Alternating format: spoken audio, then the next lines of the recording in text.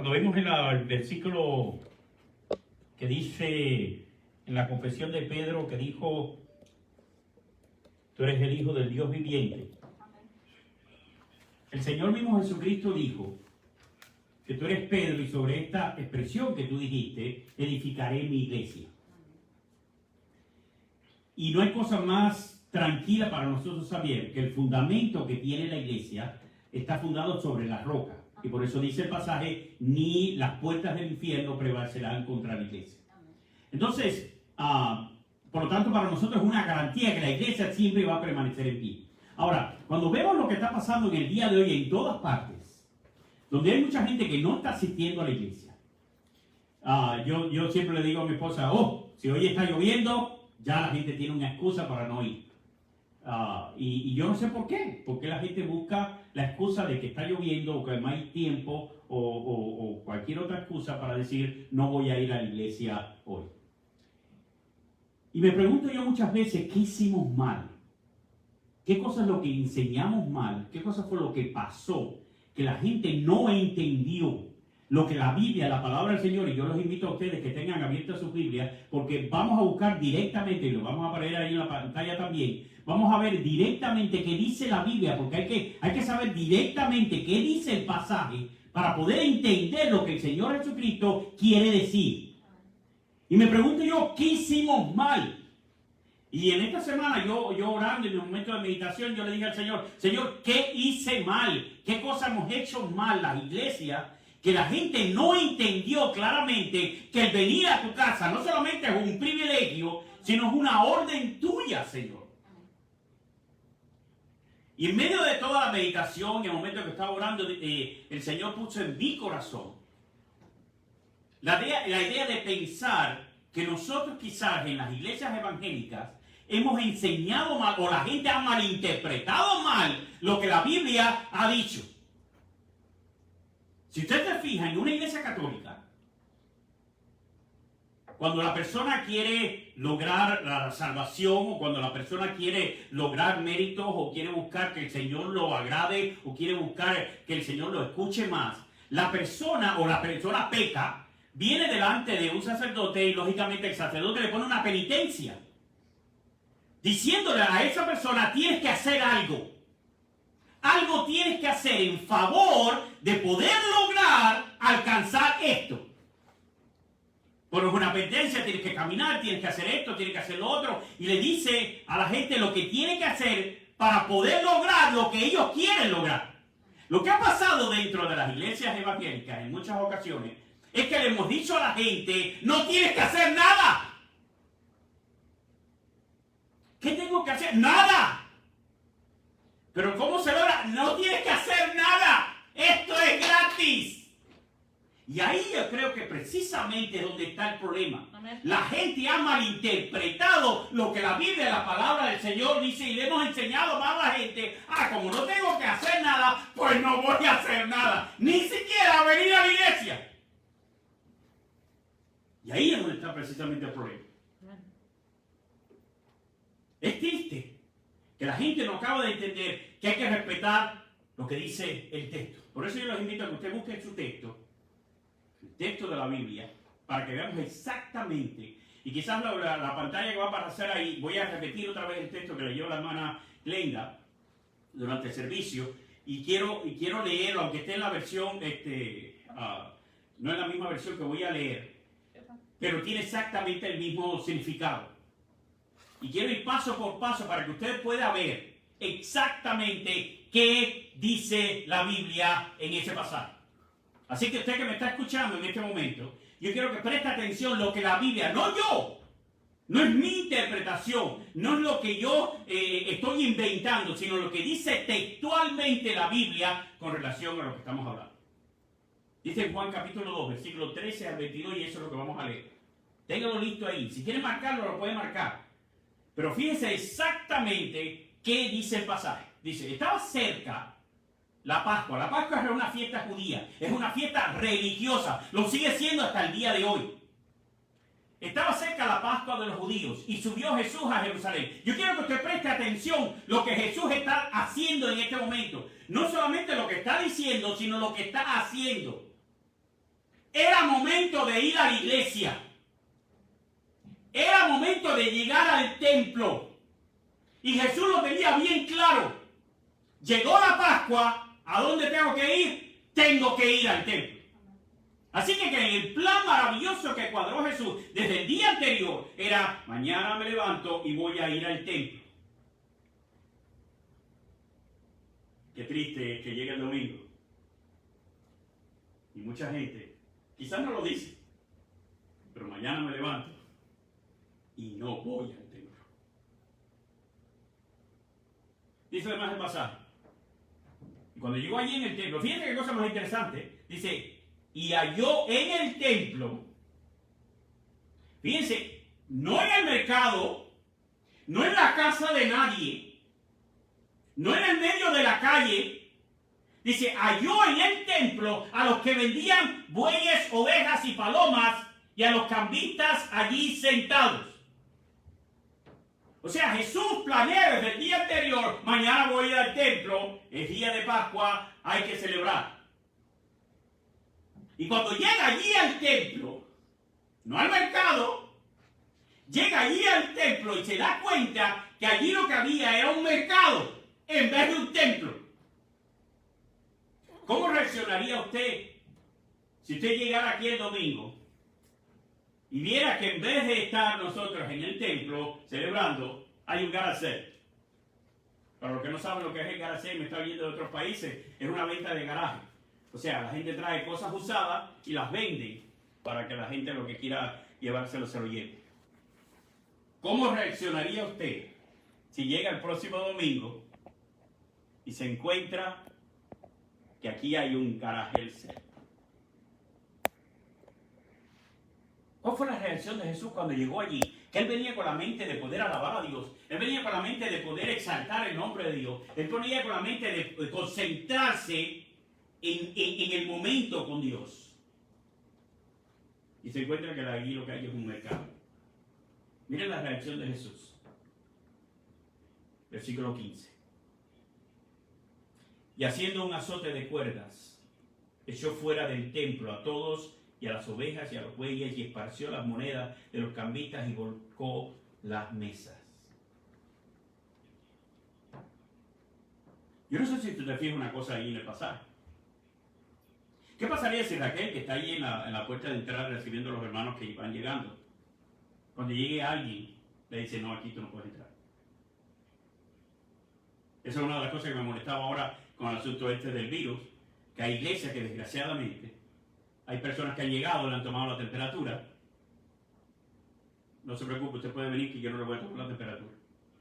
Pero hay personas que llegan a la iglesia, le toman la temperatura y le dicen a la persona: se tiene que ir, no puede quedarse.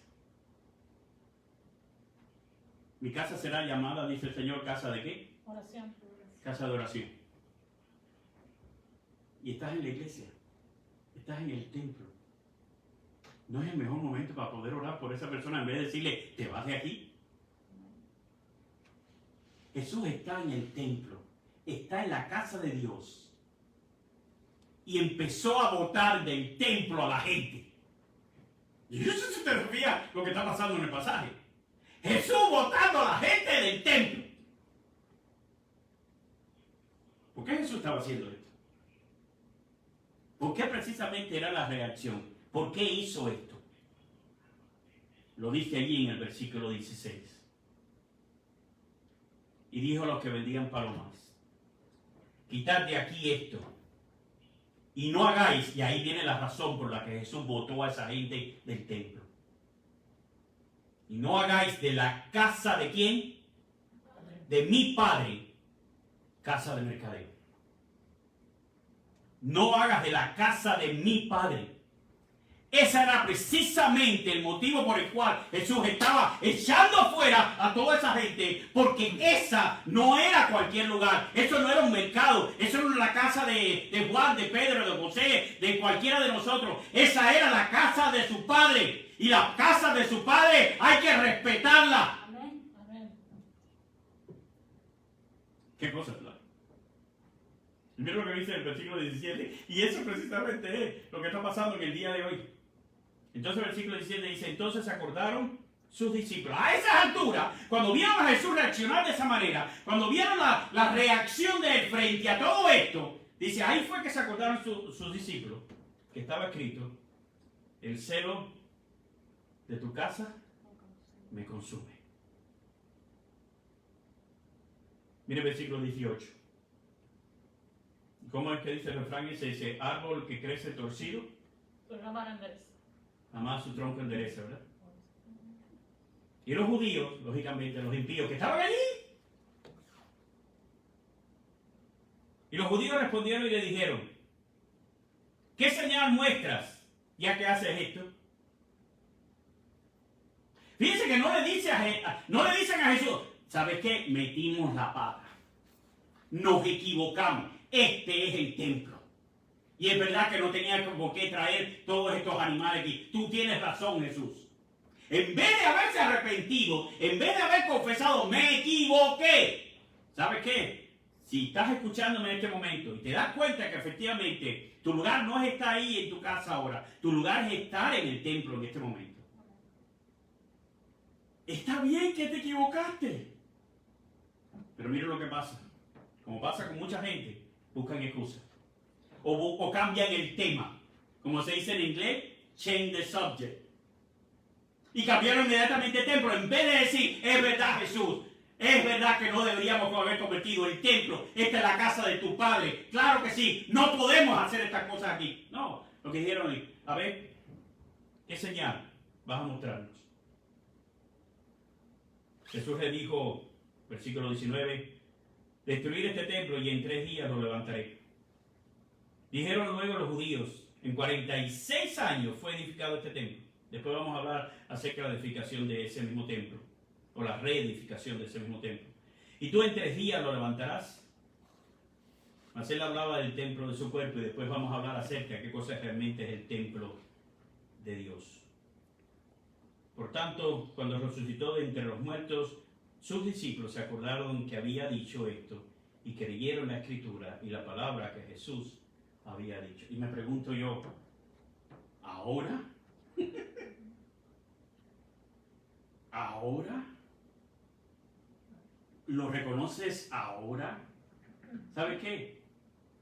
El día que el Señor Jesucristo regrese por segunda vez a rescatar a su iglesia, ahí es que mucha gente se va a dar cuenta, demasiado tarde, que efectivamente no deberían haber hecho lo que nunca hicieron, habiendo conocido cuál es la verdad de lo que dice la palabra.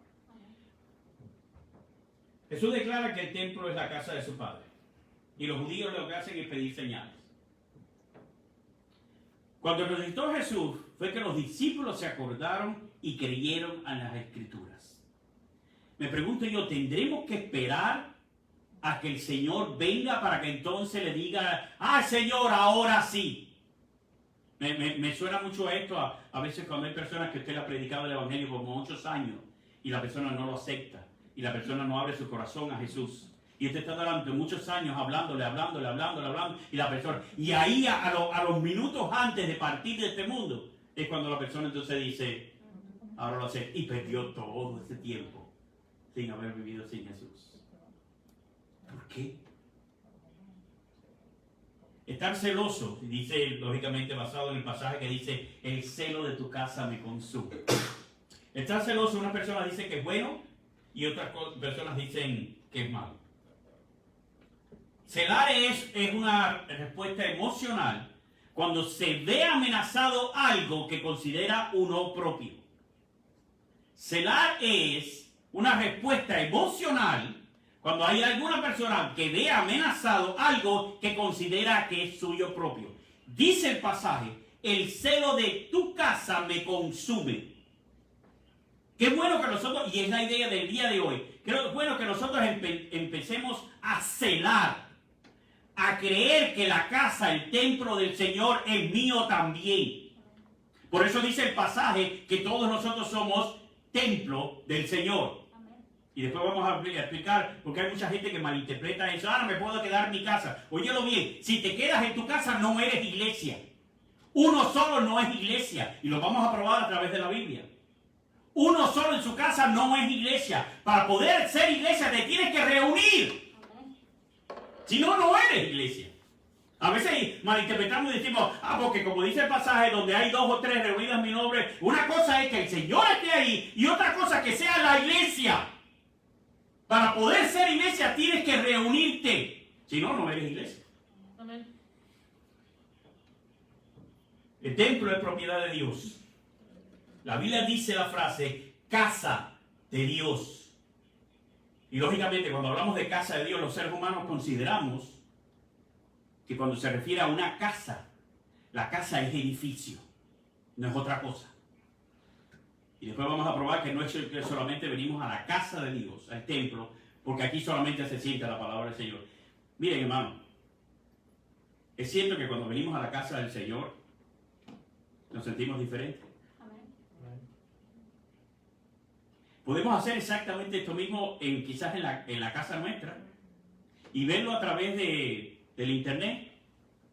Y doy gracias a Dios porque de verdad el rating de los mensajes está aumentando. La gente está interesada. Qué bueno, los felicito porque la gente está interesada de escuchar el mensaje de la palabra del Señor. Y yo, el pastor Aldo Mesa, no voy a hablar de otra cosa que no sea lo que dice la Biblia.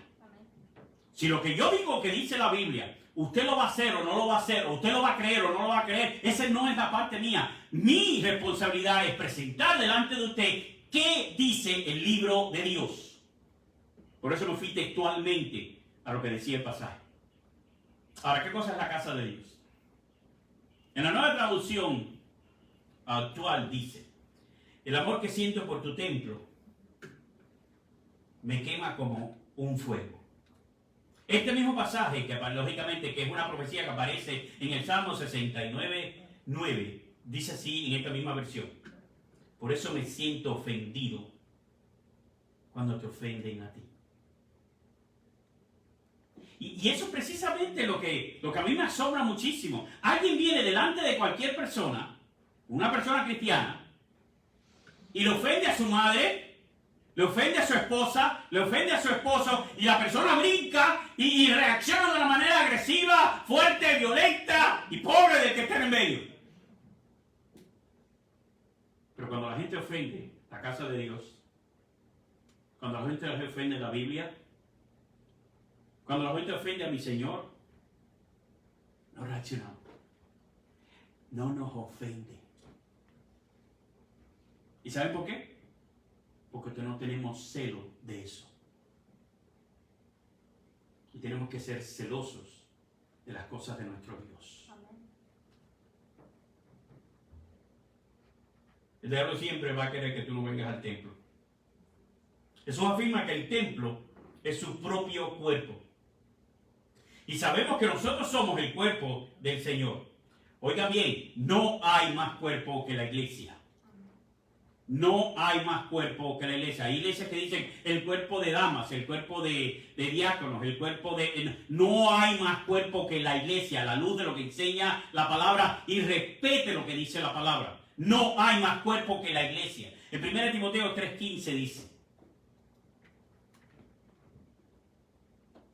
para que si tardo sepas cómo debes conducirte en la casa de Dios. Fíjense como dice el pasaje. En la casa de Dios, ¿qué es qué cosa?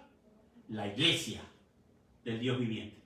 Columna y baluarte de la verdad. Eso dice la Biblia, no lo digo yo. La Biblia dice literalmente en la casa de Dios, que es la iglesia. La casa de Dios es la iglesia. Amén. Pero algo más todavía más fuerte, dice en 1 Corintios 11:18. Para reafirmar que efectivamente lo que estamos diciendo, que para poder ser iglesia te tienes que, ¿qué? Dijimos al principio, te tienes que reunir. Si no te reúnes, si no vienes aquí, no puedes ser iglesia. ¿Qué dice el pasaje ese? Mira lo que dice 1 Corintios 11:18. Pues en primer lugar, cuando reunís, te reunís como ¿qué? Como iglesia. Oigo que hay entre vosotros divisiones y por parte de los creyentes. O sea, ustedes se reúnen no como grupo cualquiera. Ustedes se reúnen no como amigos, ustedes se reúnen no como conocidos, ustedes se reúnen como iglesia. Para poder ser iglesia hay que reunirse. Nosotros te invitamos a que vengas. Quizás alguna persona que está fuera del país me está diciendo, ay, yo quisiera. Mándenme un avión y realmente regresamos y vamos allá a su iglesia. Hay que reunirse como iglesia, venir al templo, la casa de Dios. La iglesia primitiva no tuvo edificio durante 300 años. Miren qué duro para ellos, ¿verdad? La iglesia primitiva no tuvo edificio durante 300 años. El hecho de que se le llame casa de Dios no quiere decir que Dios solo mora allí. Oye bien, no vienes al templo porque es el único lugar donde Dios mora. No venimos a la casa de Dios porque es el único lugar de Dios. Es como nosotros en nuestra casa. Nosotros vivimos en nuestra casa, es nuestra casa, ¿verdad? Pero no siempre estamos en nuestra casa. A veces estamos fuera, a veces estamos en otro lugar. Pero esa es mi casa. Esta es la casa del Señor. Y el Señor mora aquí, pero no quiere decir que solamente está aquí. Porque el Señor, la Biblia enseña, la palabra del Señor, que el Señor puede estar, que es omnipresente, puede estar en todos los lugares. Amén. El hecho de que se le llame casa de Dios, por eso es tan importante para nosotros. Ahora, si el templo somos nosotros, y la persona lo va a coger de manera espiritual y decir, no tengo que ir allá al templo, a la iglesia, no tengo que ir porque el templo puede ser cualquier cosa. Entonces me pregunto yo, si eso es así, entonces ¿por qué el Señor, nuestro Señor, enseñó acerca del tabernáculo antes de que comenzara la iglesia y enseñó después acerca del templo? ¿Para que lo tuviéramos de adorno? Es más, usted cuando habla con la gente y pasa por un lugar donde hay un templo, la gente generalmente no dice, ahí hay un templo. Dicen, allá hay una ¿qué? Una iglesia. Ya la gente automáticamente le dice iglesia a todo lo que tiene que ver con edificio. Jacob describe aún el templo como la puerta del cielo. Yo no sé si a usted le pasa lo mismo, pero es que las cosas que podemos hacer aquí en el templo, no las podemos hacer en nuestra casa. ¿Recuerda cuando nosotros comenzamos nuestra obra, esta octava iglesia, comenzamos a reunirnos en casa? Y a pesar de que nos gozábamos y a pesar de que... Pero ¿verdad que no era lo mismo? No era lo mismo. Sonaba el timbre. Alguien llegaba a la puerta. Un niño empezaba a llorar. Algo interrumpía. Oye, se está quemando los frijoles. O alguien inconverso que pudiera estar en la casa que prendió el televisor y se oye la música del televisor. Algo que interrumpe. Pero aquí en la casa de Dios, qué rico se siente. Amén. Qué rico. Es una gran diferencia. Mira lo que dice en Génesis 28, 17. Y tuvo miedo y dijo, cuán terrible es este lugar. No es otra cosa que casa de Dios. ¿Y puerta de qué? Sí. Del cielo. El ambiente que existe en el templo no es como el ambiente que existe en ningún otro lugar. Por eso el Señor hizo el templo. Por eso el Señor hizo la iglesia. Por eso el Señor hizo la casa de Dios. Para poder venir a la casa de Dios. El templo no fue construido para la alabanza del hombre, porque no lo es. Y desgraciadamente hay iglesias que se han construido, enormes iglesias que se han construido para poder alabar el nombre de una persona. Para poder honrar el nombre de una persona. Ay, me tocó, ay, me dio la mano, me puso la cabeza sobre... No, la alabanza no es para ningún predicador, la alabanza no es para ningún pastor, la alabanza no es para ningún líder, la alabanza todo es para nuestro Señor. Amén. Primera de Crónicas 29:1. Después dijo el rey David a toda la asamblea, solamente a Salomón mi hijo ha elegido Dios. Él es joven y tierno de edad, y la obra grande. Porque la casa, oigan bien como dice el escritor, porque la casa no es para hombre, sino para Jehová Dios. Amén. La alabanza no es para un hombre. Ay, qué lindo predica fulano. Ay, qué linda la música acá. Ay, la alabanza no es para más nadie que para nuestro Señor. Y toda la gloria se la lleva a Él. Ahora, ¿qué debemos sentir por la casa de Dios? ¿Qué debemos sentir por la casa de Dios? Si la casa de Dios somos nosotros, ¿qué sentimos por la casa de Dios? ¿Qué sientes tú que me estás escuchando por este lugar? Ahora, si usted se fija, dice que era Pascua, el Señor Jesús fue al templo, porque lógicamente iba a alabar a su Padre. Y cuando llega ahí al templo, allí había un mercadeo, allí estaban vendiendo animales, allí estaban haciendo negocios. Y me pregunto yo, ¿quién lo permitió? ¿Por qué permitieron eso? Porque alguien tiene que haberlo permitido. El templo nunca se había cogido para una cosa como esa. ¿Por qué permitieron esos líderes que habían en este momento, los líderes del templo, que se hiciera eso en el templo?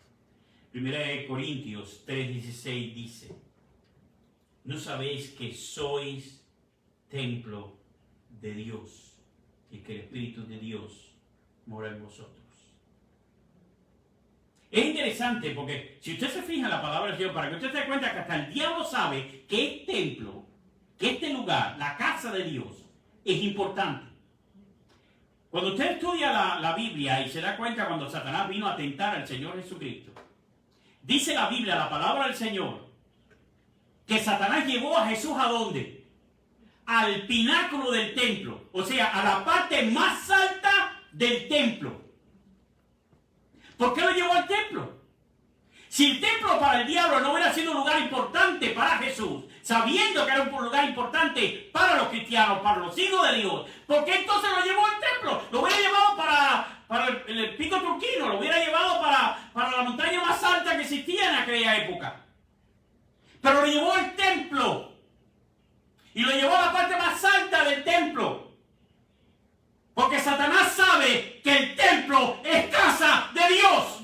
Por eso quiere destruir el templo. Por eso hoy día mucha gente impía quiere que las iglesias se cierren. Quieren que los templos, la casa de Dios se cierre. Porque Satanás siempre va a estar a favor de eso. Ahora, porque estés en el templo no quiere decir que todas las cosas que haces está bien. Jesús limpió el templo y quiero llamar la atención. Jesús empezó a botar a la gente del templo por lo que estaban haciendo mal. Jesús limpió el templo de todas las almas corruptas. ¿Se ha fijado lo que estoy diciendo? Jesús limpió el templo de todas las almas corruptas.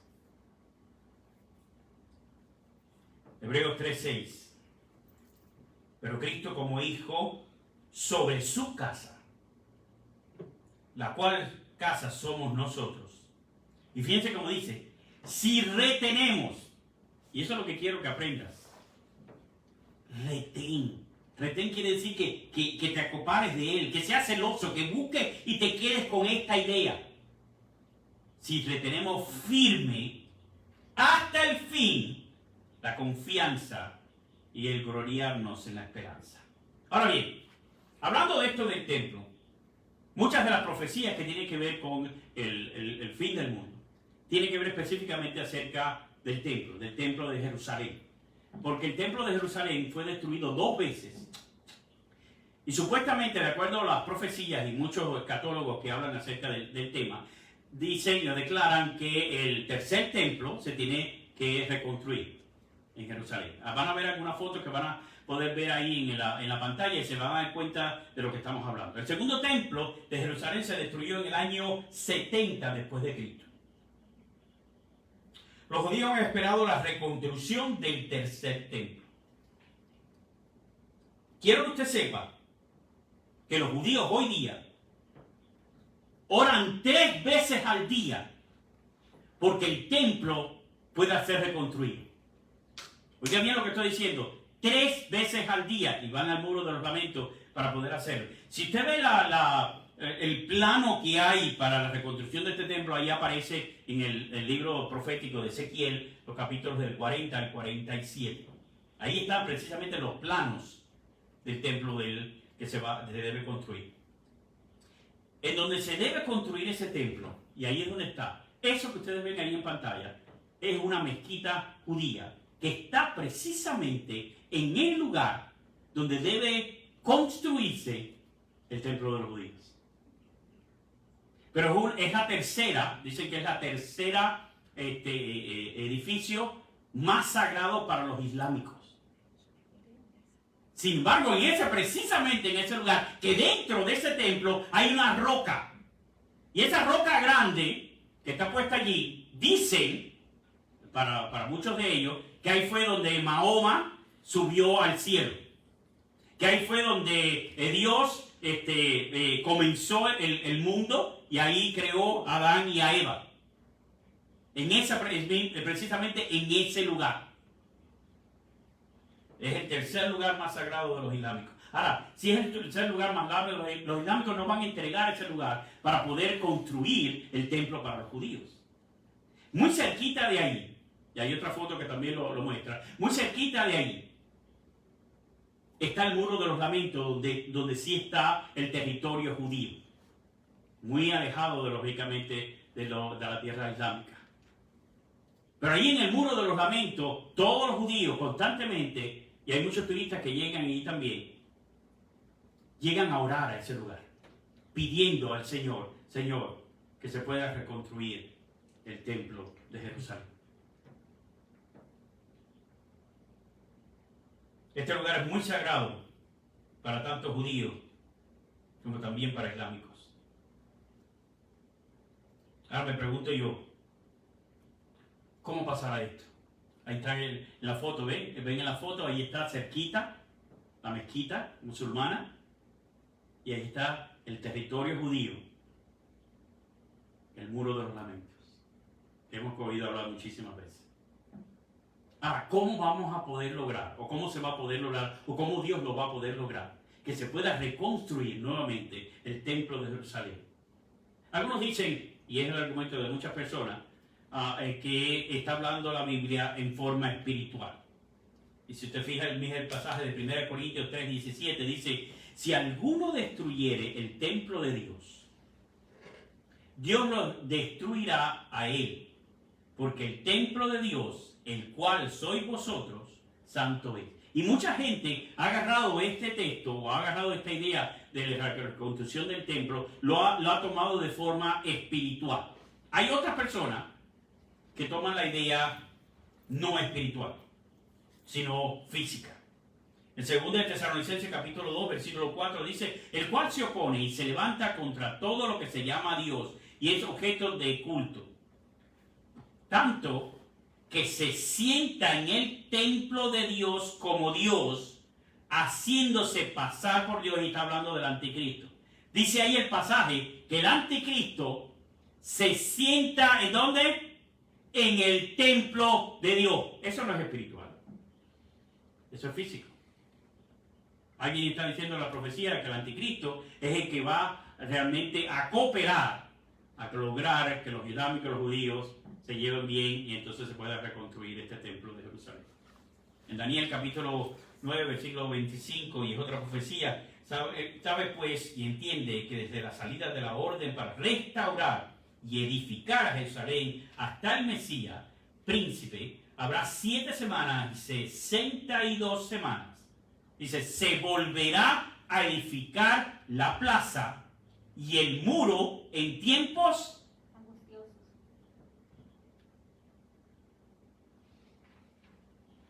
¿No estamos en tiempos angustiosos? Amén. ¿Estamos o no estamos en tiempos angustiosos? Amén. Y se volverá a edificar la plaza y el muro en tiempos angustiosos. Tanto de una forma como de otra, lo que sí podemos asegurar es que la venida del Señor es real. Amén. Cuando los discípulos vieron la reacción de Jesús, fue cuando se dieron cuenta de la expresión, el celo de tu casa me consume. Mucha gente se va a sorprender. Ojalá tú que me estés escuchando no sea uno de los que te sorprendas. Termino con 2 versículos que para mí son muy importantes dejarlo en cada uno de ustedes. Salmo 27:4. Una cosa, fíjense, no dice 2, 3, 4, 5, dice una sola cosa he demandado a Jehová. Y esa sola cosa es la que voy a buscar. Y quiero que te grabes esto y te lo hagas como lema. Que esté, ¿quién? Yo. Y grábatelo para ti mismo. Que esté yo. ¿Dónde? En la casa de Jehová. ¿Cuándo?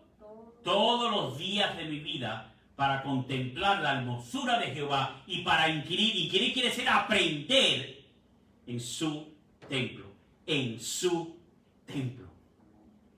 Si todos estos argumentos y todas estas cosas bíblicas que estamos presentando de ti, para ti no significan nada, para ti no te llama la atención, hay algo que no está bien.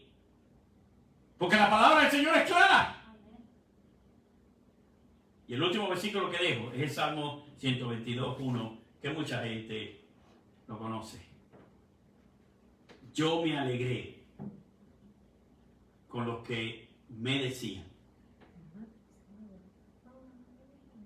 a mi casa iré. ¿Eso es lo que dice? Al mercado iré. Al restaurante iré. A cualquier otro lugar iré. No. Dice el pasaje. Yo me alegré con los que me decían. Con aquella persona que me decía a mí. A la casa de Jehová iremos. Quiero que alistes tus maletas para el próximo domingo. Y el próximo domingo estés en la casa de Jehová. Estés aquí con nosotros, disfrutando de lo que es el gozo de la presencia del Señor, el poder alabarle como iglesia y poder honrar el nombre de nuestro gran Señor. La casa de Dios es sagrada. Tenemos que respetarla y tenemos que honrarla y tenemos que defenderla.